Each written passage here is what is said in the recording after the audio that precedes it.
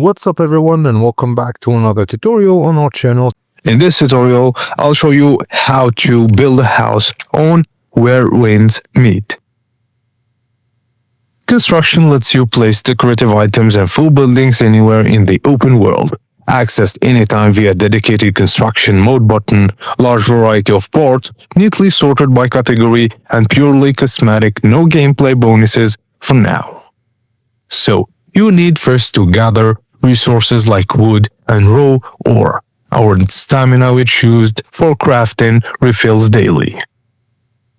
Now, you can build a house manually by placing items directly from inventory. Missing items are auto-crafted if materials are available, and asterisk shows craftable items you don't currently own.